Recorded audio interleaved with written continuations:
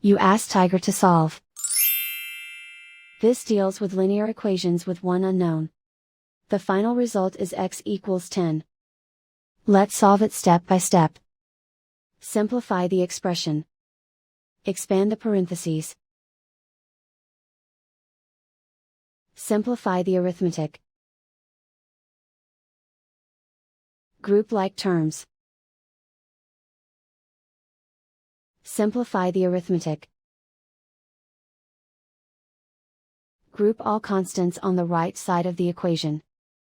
Subtract 30 from both sides. Simplify the arithmetic.